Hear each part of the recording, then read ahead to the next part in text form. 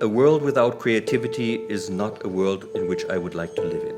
If there was any reason for me to have been born into this world, then it is to appreciate the multitude of human beings and of nature. So it is extremely important that creativity has a chance to express itself.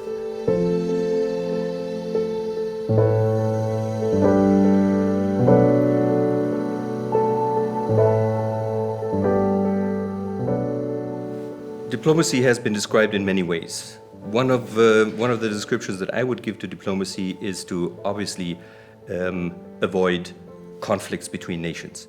Is there a direct relationship in the way I understand diplomacy and the way I do my art?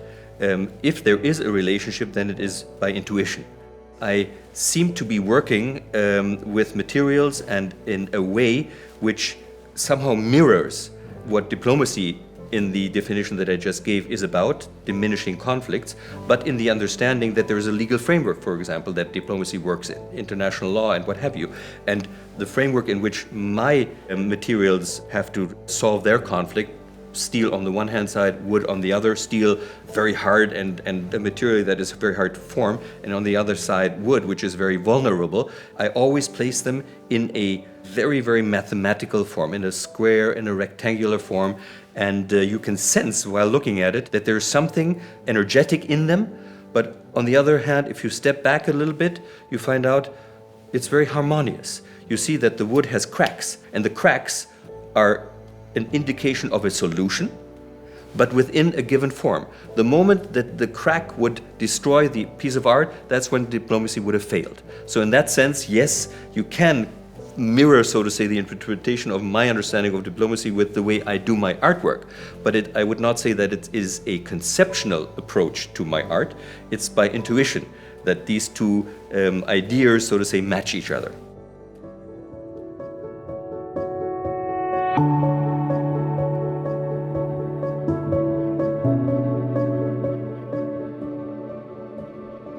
I love working with pine wood because it's very easy to work with. When the wood begins to mature, so to say, after having been cut, you see resin dripping out. The resin is for me the blood of life, so to say. So this is a very live material. It tells the story of being hurt. And wood is for me the picture of nature. Whereas the metal, which I drive into the wood, is mankind. Mankind always taking something away from nature, always trying to shape it along his wishes, never realizing that inflicting wounds in nature will cause some sort of damage. And the longer you wait with pine wood, the more the resin crystallizes and turns from white at the beginning to a sort of brownish color. And it starts matching the metal, which in itself is very hard, but in an environment like in Singapore where it's very humid, you will always have a surface of rust on top. And that's where you can, after a while, you see these two concepts of a vulnerable nature and man who finds out that he is not invincible either, that these two, even in their consistency, will need to and will be forced to match, so to say. From there on, started to develop that idea and try to bring some color into it. You've seen some yellow pieces, some red pieces, and with that I wanted to show that it is not only a 0-1 sort of relationship between mankind and nature, but with color you express hope, with color you express emotions. And the colors that I use are always light colors. They're happy colors, so to say. So what I'm trying to do is, on the basis of the language that I have created at the beginning, steel and wood, in a given form, I'm trying to add color into it, and again by intuition, not by concept, that there is something hopeful, something happy in solving a conflict.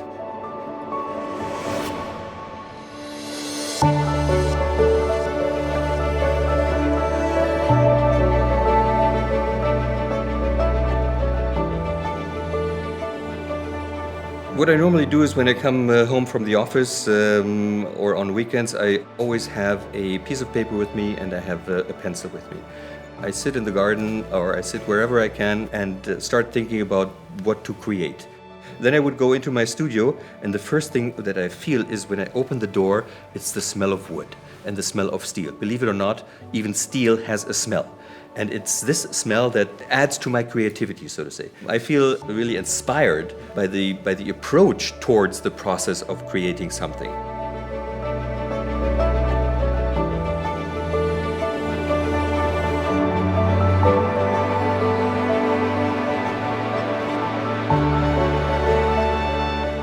At the beginning, we collected art because we knew the artist. Nowadays, we have turned to collecting art, at least that's what I discuss with my wife frequently. It has to please us, we must like it.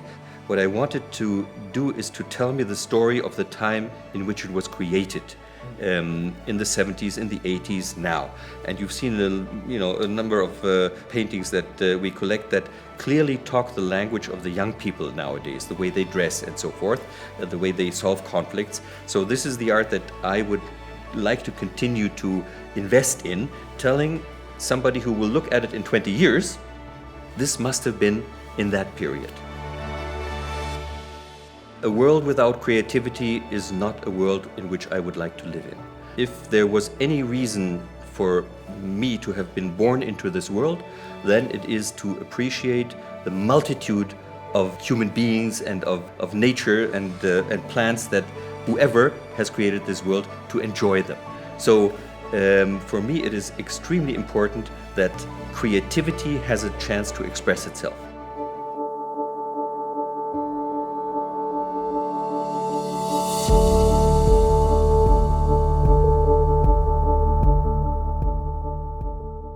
I'm a friend and an admirer of Ambassador Ulrich Sante. So it's a privilege to have this conversation with you about you as a diplomat, you as an artist, and your artistic journey. I was born to parents who served in the diplomatic service. Oh, okay. So I was born in Ottawa. I lived there for 3 years. I don't quite remember what the circumstances of my life were at that time, and we moved from Canada to Moscow. The 5 years in Moscow I remember as if they were yesterday, because we lived in a compound where a lot of German diplomats would live, but also Russians. The afternoons we actually spent in the courtyard of that huge compound, and we played with Russian children. We had a lot of fun, we had a lot of fights, but we played a lot of ice hockey together and did a lot of things that children would do. Happy childhood memories? Extremely happy childhood memories.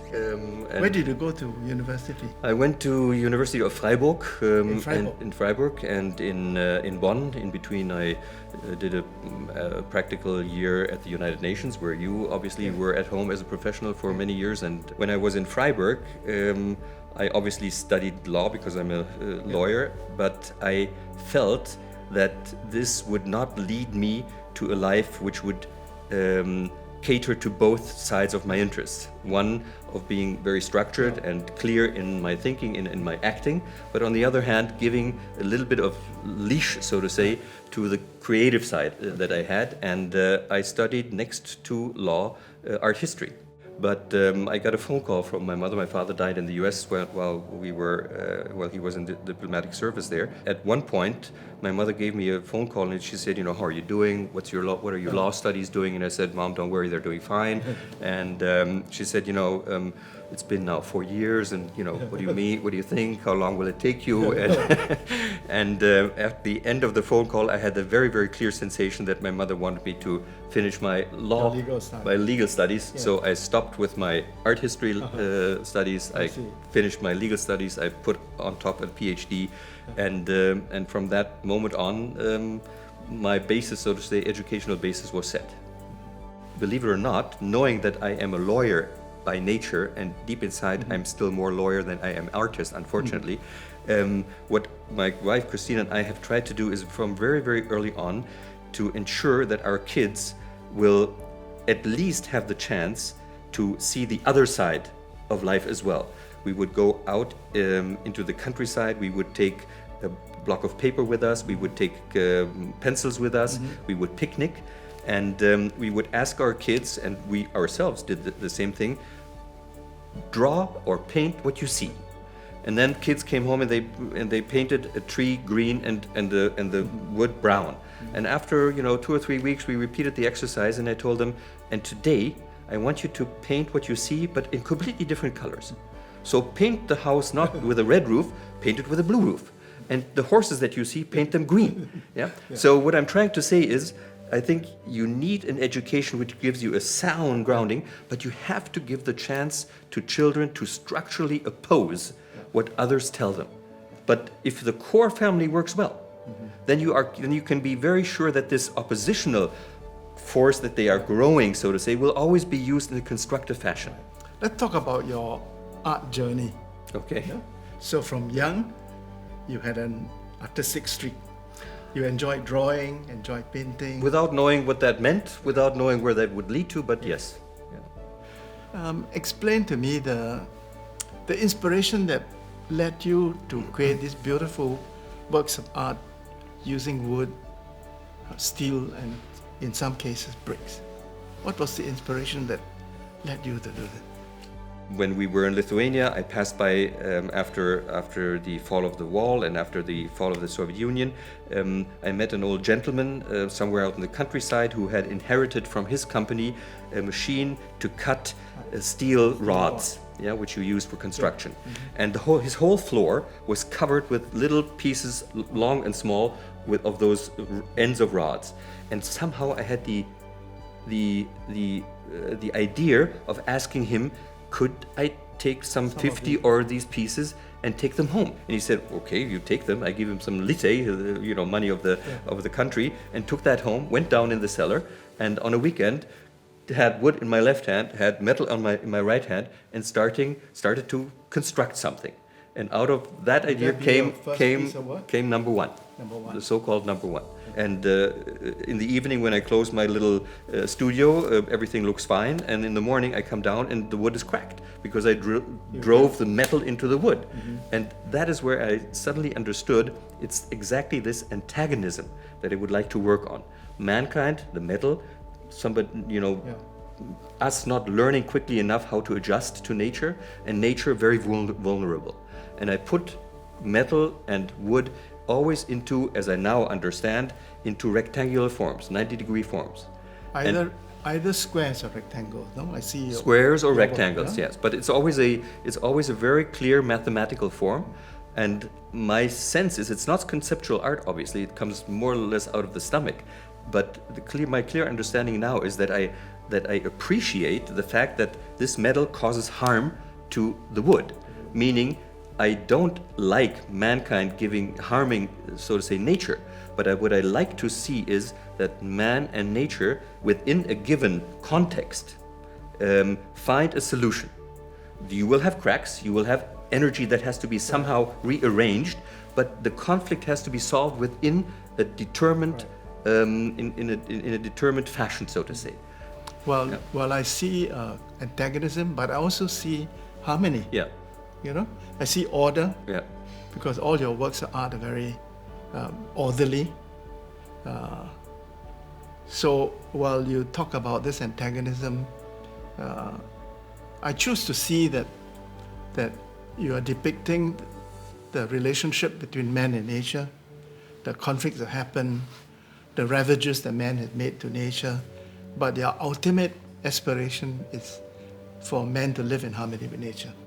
I think that's exactly the right interpretation, and I would even, while talking to you, it strikes my mind that perhaps what you are explaining, what you're looking at, what you're seeing, is my inner fight between being a lawyer, which we both know are people who think in a very, very contextual, in context, so to say, and the other side being the creative side, trying to jump out of this suit, so to say, and create something that is unstructured, that is oppositional. That's a little bit of that is, I think, also expressed in my work. Yeah. But Ulrich, you are remarkable in that you are a great diplomat, but you combine a successful career in diplomacy with a career in art making. And I think that legal education, which I think often destroys your soul, has not done so in your case. I always say I can't write poetry because my legal education has destroyed my soul. But in your case, your soul is intact. And you have been able to combine a very clear, methodical, lucid mind with